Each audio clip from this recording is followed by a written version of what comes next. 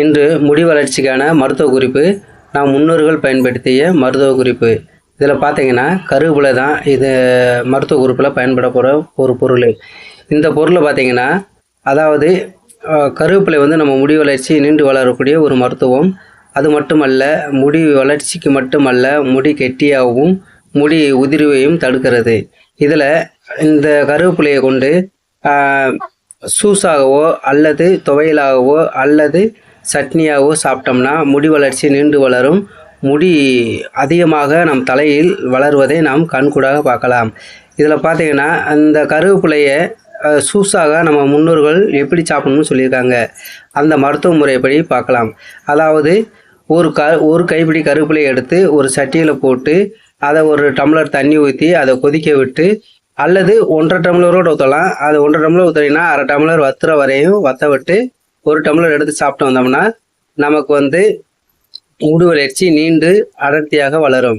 இது நாம் முன்னோர்கள் பயன்படுத்திய மருத்துவ குறிப்பு. சரியாக இந்த கருவேப்பிலை சூஸ் மட்டும் இல்லை, அதாவது சட்னி சாப்பிட்றது எப்படி சாப்பிட்றதுன்னு பார்க்கலாம். அதாவது சட்னி வந்து பார்த்தீங்கன்னா ஒரு கைப்பிடி கருவேப்பிலையை எடுத்து அதை மிக்சியில் அடித்து அடித்து முடித்த பிறகு அதை என்ன செய்யணும், 2 வெள்ளைப்பூடு, 2 சின்ன வெங்காயம், ஒரு அரை பச்சை மிளகாய், இதை போட்டு அது கொஞ்சம் புளி கூட சேர்க்கலாம். இது சேர்த்துக்கிட்டிங்கன்னா அந்த வெறும் சாப்பாட்டில் அதை பிசைஞ்சு சாப்பிட்டோம்னா இது சட்னி தன்மையில் இருக்கும். நம்ம முடி வளர்ச்சி நீண்டு அடர்த்தியாக வளரும். சரியாக அப்போ இதை சட்னியை எப்படி சாப்பிட்ருக்காங்க நம்ம முன்னோர்கள். இதை சாப்பிட்டு தான் பெண்கள் வந்து நீண்டு அடர்த்தியாக வளர்த்துருக்காங்க. முடி உதிரிவே நிற்கும். இதுக்கு ஒரு கதையும் உண்டு. ஒரு பெண் வந்து அவங்க வீட்டு முன்னாடி ஒரு கருவேப்பிலை செடி இருந்திருக்கு. அந்த செடியில் காலையிலேயே பெண்கள் கூட்டுறது வழக்கம், ஈவினிங்லேயும் வீடை வந்து கூட்டுவது வழக்கம். அப்படி கூட்டும் பொழுது பார்த்தீங்கன்னா அந்த உதிர்ந்து இருக்க ஒரு கருவேப்பிலையை எடுத்து வாயில் போட்டுட்டு டெய்லி கூட்டிகிட்டே வந்திருக்காங்க. அவங்கள அறியாமலேயே அவங்க முடி நீண்டு வளர்ந்துக்கிட்டே இருந்திருக்கு. முடி உதிர ஒன்று கூட இல்லை. அப்போ கேட்டிருக்காங்க அவங்க பக்கத்து வீட்டுக்காரவங்க, உனக்கு மட்டும் ஏன் முடி இவ்வளவு நீண்டு இருக்கு, முடி உதிரவே இல்லை, முடி நரைக்கவே இல்லைன்னு கேட்டிருக்காங்க. நான் என் வீட்டில் இருக்க மரத்தில் ஒரு காலையிலையும் மாலையிலையும் ஒரு கருவேப்பிலை சாப்பிடுவேன். அது சாப்பிட்றதுனால எனக்கு இந்த முடி உதிர்வு இல்லை, முடி வளர்ச்சி அதிகமாக இருக்கு அப்படின்னு சொல்லியிருக்காங்க. அப்போத்தான் அவங்க நினச்சிருக்காங்க, அப்போ நம்ம கருவேப்பிலை காலையிலையும் சாயந்தரம் சாப்பிட்டதுனால தான் இந்த முடி உதிர்வு நமக்கு இல்லைன்றத அவங்க ப்ரூவ் பண்ணியிருக்காங்க. சரியா விவாஸ்? அப்போ கருவேப்பிலை நம்ம காலையிலையும் மாலையிலும் வெறும் வாயில கூட சாப்பிடலாம். சாப்பிட்டோம்னா நமக்கு அந்த முடி வளர்ச்சி நீண்டு வளரும், முடி உதிர்வு இருக்காது, ட்ரெண்ட்ரப் அதாவது பொடுகு தொல்லை இருக்காது. சரியா விவாஸ்? அந்த தலையில பார்த்தீங்கன்னா அந்த கருவேப்பிலையோட வாசனை நம்ம தலையில நமக்கு இயற்கையாகவே அந்த மனம் வரும்.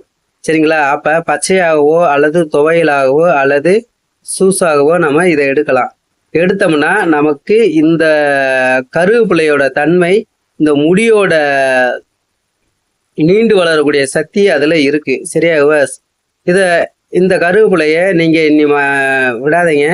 அதாவது ஒரு காலையிலையும் மாலையிலையும் சும்மா வாயில போட்டு மெண்டு அப்படியே முழுங்க போறீங்க. அப்புறம் என்ன செய்ய போறீங்கன்னா ஒரு கைப்பிடியை எடுத்து அதை ஒரு சட்டியில் போட்டு நீங்கள் அதை தண்ணியில் ஒரு சூஸாகவோ சாப்பிட்லாம், அதை துவையலாகவும் அடிச்சு சாப்பிட்லாம். சட்னி செய்கிறது தான் பெண்கள் பண்ணுவாங்க. அதாவது சட்னினா கொஞ்சம் கருவேப்பிலை போடுவாங்க, தக்காளி ஒரு அரை பழம் போடுவாங்க, பச்சை மிளகா போடுவாங்க, வெள்ளைப்பூடு போடுவாங்க, அதில் புதினாவும் கூட போடுவாங்க. புதினா போட்டு அடித்து சட்னியாகவும் சாப்பிடுவாங்க. இப்படி சாப்பிட்டாங்கன்னா முடி வளர்ச்சி நீண்டு அடர்த்தியாக வளரும். சரியாக? அப்போ நம் முன்னோர்கள் பயன்படுத்திய இந்த கருவேப்பிலை சட்டினி, கருவேப்பிலை சூஸு, கருவேப்பிலை துவையல் இப்படி அடித்து சாப்பிடும் பொழுது நமக்கு வந்து அந்த முடி வளர்ச்சியோட தன்மையை பெற்று முடி நீண்டு அடர்த்தியாக வளரும். ஓகே விவாஸ், நன்றி.